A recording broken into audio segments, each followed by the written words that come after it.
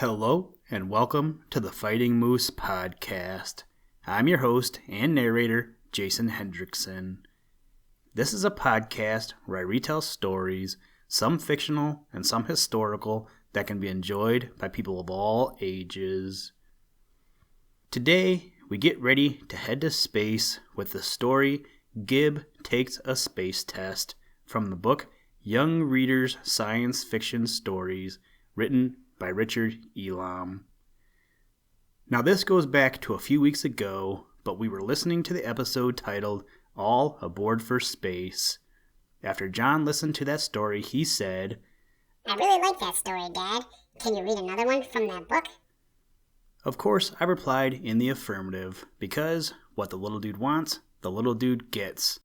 Only for the podcast, though, not for toys.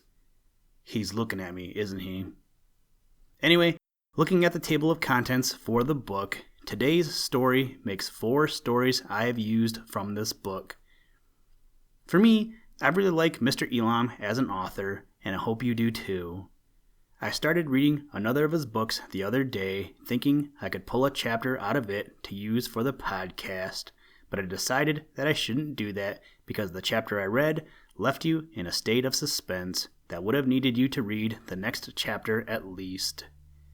Maybe I will do that as an audiobook for the podcast someday. We will see. Looking at the calendar, there are only 21 days left in 2020 as of the date of this production of this episode. Hopefully 2021 will be a great year for everybody. Now, let's turn to today's story. I hope you enjoy. Let's begin. Liftoff. We have a liftoff.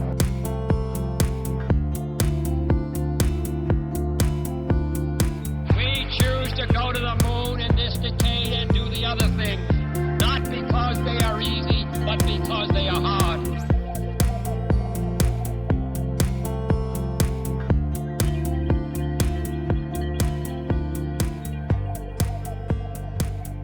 Gib Takes a Space Test.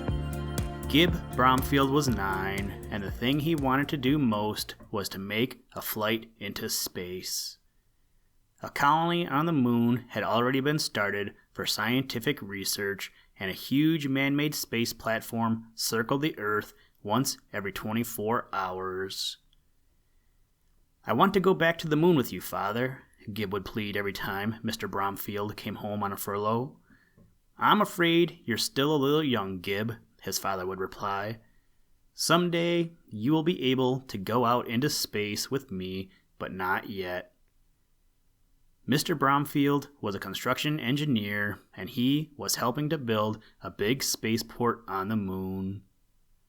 He came home to see his family every 6 months. Each time he returned, Gib couldn't wait to meet him at the front door of their prefabricated home. Gib would shake hands with him like a man and take his bags from him. Then he would step back and admire the tall, handsome man in the glossy black boots and gray uniform of the Space Service. By this time, Mother usually came running up, followed by Sandra, Gib's little sister. On Mr. Bromfield's latest visit, Gib waited until the usual family talk had subsided before he started asking his father about his recent adventures. After Father had brought him up to date, Gib asked the same question he always asked. Father, may I go back with you this time for a short visit? Just a short one? Mr. Bromfield smiled and rumpled Gib's blonde hair. It's not the time element, Gib, he said patiently. It's the rigors of space itself, which are much rougher than Captain Rocket on TV would have us believe. Gib's face fell. He had hoped that this time his father would give in and let him go back. Mr. Bromfield could see that his son was disappointed. He stared at Gib thoughtfully for a moment, then spoke again. All right, Gib, I'll put you through SQT. If you pass it and still want to go spaceward, I'll take you. Gee, do you mean that? Gib burst out. He was so excited he didn't know what to do. Gib had never had any doubt that he would pass the SQT, the Space Qualification Test that all those who go spaceward must take. Mr. Bromfield went immediately to the video phone and put through a call to SQT, having them place Gib's name on the space test list. "Thanks, Father," Gib said excitedly. "At last, I'll be going spaceward." "We'll see," Mr. Bromfield replied soberly. Gib spent the next afternoon on the first part of the test, which was a complete physical examination. "It didn't hurt the teeniest bit," Gib joked with his father that night.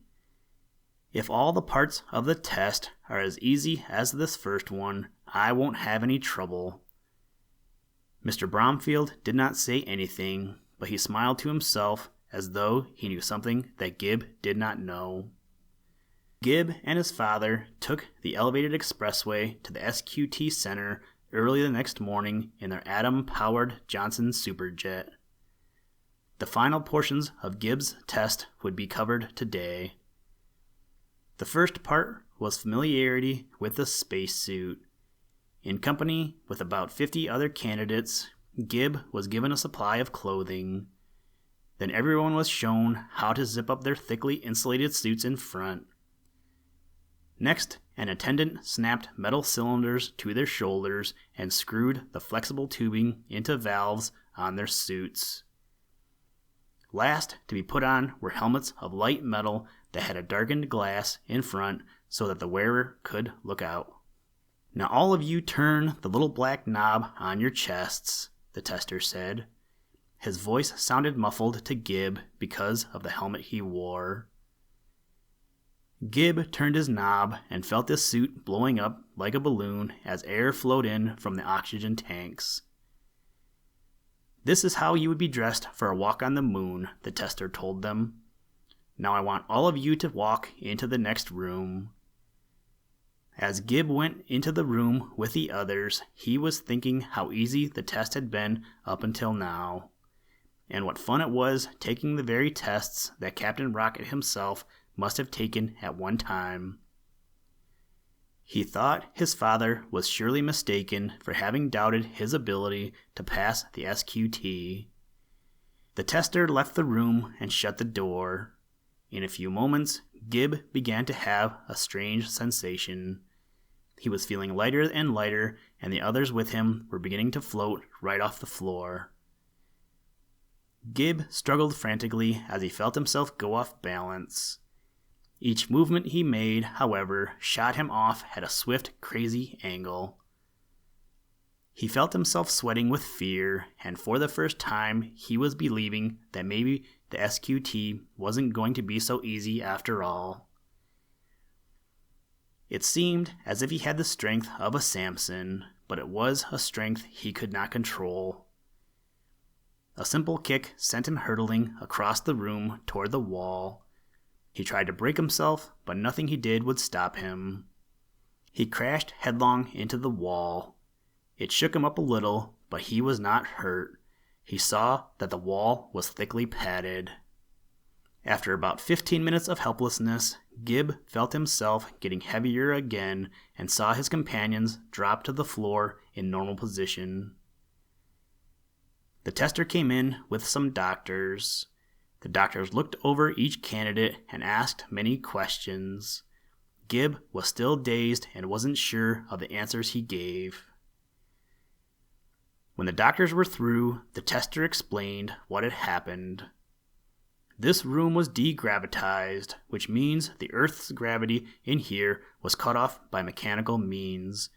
It's the same condition you will find in a spaceship when the gravity plates are turned off. From the looks of some of you, this experience was something of a shock, but the final test will be even rougher. Anybody who wants to drop out now may do so. Gib saw that about a third of the candidates had had enough. Gib was still giddy himself and started to join them. He was disappointed in the harshness of zero gravity. It had always looked so simple to him, the way that Captain Rocket swam about in his rocket flyer. Gib did not want his father to think him a quitter, though, and decided to stick out the test to the end. When his turn came, he was led into a huge room by himself and up to a queer-looking machine. It resembled one of the thrill rides at a carnival, the one that whirls you round and round like a ball on the end of a string. Gib entered a tiny cabin at the end of the large swinging arm and sat down in a thick foam rubber reclining chair. As he was strapped down, the tester said to him, "This is called the centrifuge, son, and it simulates the blastoff from Earth in a rocket ship. You appear to be a little young to be taking it, so if you've had enough, just yank that lever in front of you and we'll stop the machine." I will," Gib replied, getting scared already. He got more scared as all sorts of instruments were strapped to him. The tester explained that these were to record his reactions. As the door was closed on him, Gib had a trapped feeling. Then he composed himself and waited for the worst, telling himself that a spaceman must be brave. Presently, he felt the cabin beginning to move slowly at first. This much was fun, Gib thought, just like the carnival ride. As the cabin picked up speed, it was even more thrilling.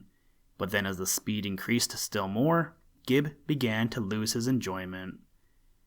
Faster and faster he went, and Gib was crushed deeply into the chair cushion. He felt his cheeks draw back from his teeth, the corners of his eyes making him squint. There was a heavy pressure on his chest, as if an elephant were standing on him. His breath hung in his throat, and he saw strange colors and darting forms before his eyes. He stood the agonizing effect as long as he could, and then his frightfully heavy hand crept unsteadily toward the lever in front of him and jerked it. The cabin began losing speed and finally stopped. Gib saw a blurred image open the door and offer his hand. As he stumbled out, his head feeling big as a watermelon, Gib vaguely remembered hearing the tester say, "You needn't feel badly about this, son. You almost lasted it out. Come back in another year or two, and then I think you'll be able to pass." Gib still wasn't quite himself as he met his father in the waiting room. He was quivering all over, and his dad wouldn't quite come into focus. "I flunked the test, Father," Gib told him. "It sounds to me as if you're glad you did," Mr. Bromfield replied with a chuckle. "I was afraid it might be too rough for you, son, but I knew there was no other way to show you that space travel isn't as easy as the comic books make out." "I'll try again next year," Gib said, "or the year after that anyway. That's what the tester told me."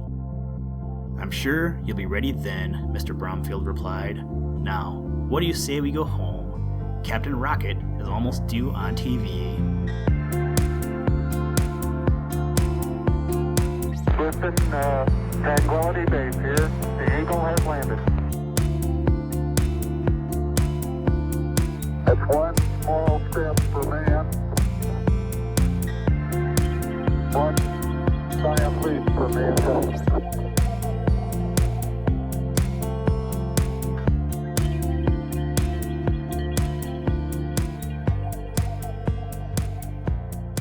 Thank you for listening to this episode of the Fighting Moose podcast.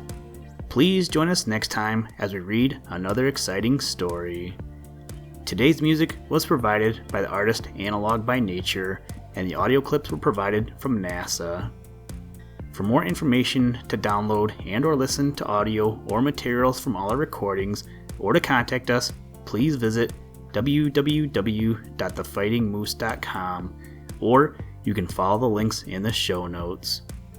If you enjoy the podcast, please leave us a review wherever you get your podcast or on iTunes, and tell a friend. Thank you for your patronage, and as always, try and do a random act of kindness every day. Mission complete, Houston. After serving the world for over 30 years, the space shuttle turned its place in history and has come to a final stop.